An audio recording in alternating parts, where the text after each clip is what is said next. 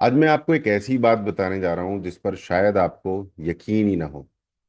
जरा अपने आसपास नजर घुमाइए। गली में देखिए, चौराहे पर देखिए, गांव में देखिए, शहर में देखिए। हर दूसरी बाइक कौन सी दिखाई देती है? स्प्लेंडर। ऐसा लगता है जैसे आधा भारत स्प्लेंडर पर ही चल रहा है। कई बार तो मजाक में लोग कहते हैं कि अगर भारत की राष्ट्रीय बाइक कोई होती तो वो स्प्लेंडर होती। आप जरा सोचिए, जब स्प्लेंडर इतनी बिकती है, इतनी दिखती है, इतने लोग चलाते हैं, तो सबसे ज्यादा पैसा भी हीरो मोटोकॉर्प ही कमाता होगा, है ना? लेकिन रुकिए, यहीं पर खेल पलट जाता है, क्योंकि सच्चाई बिल्कुल उल्टी है। जिस कंपनी की बाइक आपको हर गली में दिखाई देती है, वो उतना पैसा नहीं कमाती जितना मारुति सुजुकी कमाती है। जी हाँ, वही मारुति जिसकी स्विफ्ट, वैगनार, ब्रेजा, फ्रोंक्स और बलेनो सड़कों पर दौड़ती हैं। अब सवाल उठता है, आखिर ऐसा कैसे?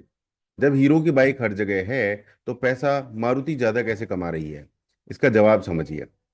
मान लीजिए आप चाय बेचते हैं। आपने पूरे दिन में 100 कप चाय बेची। एक कप 10 रुपए का, कुल कमाई हुई 1000 रुपए। अब आपके बगल वाला आदमी सिर्फ एक मोबाइल बेचता है, लेकिन मोबाइल 50,000 रुपए का है। अब बताइए, ज्यादा पैसा किसने कमाया? यही खेल यहां भी चल रहा है। एक स्प्लेंडर की कीमत लगभग 1 लाख रुपए के आसपास होती है, लेकिन एक मारुति कार 6 लाख, 8 लाख, 10 लाख या उससे भी ज्यादा की होती है।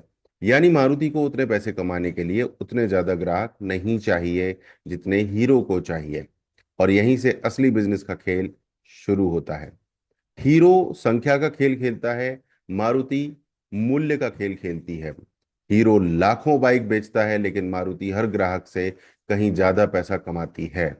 और सिर्फ कार बेचकर ही नहीं, कार के साथ insurance, accessories, finance, service package, extended warranty, इन सब से भी कमाई होती है। यानी एक ग्राहक की कीमत और बढ़ जाती है। अब जरा इस बात को अपने जीवन और बिजनेस को जोड़कर देखिए।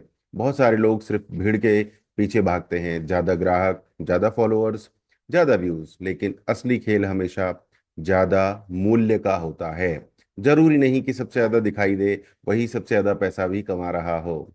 जरूरी नहीं कि जिसके सबसे ज्यादा ग्राहक हो वही सबसे ज्यादा अमीर हो। कई बार कम ग्राहक वाला व्यक्ति ज्यादा कमाई कर रहा होता है। और यही कारण है कि मारुति हीरो से कहीं ज्यादा बड़ी कमाई करती है। तो अगली बार जब सड़क पर स्प्लेंडर देखें, तो सिर्फ बाइक मत देखिए, उसके पीछे छिपा बिजनेस का सबक भी देखिए।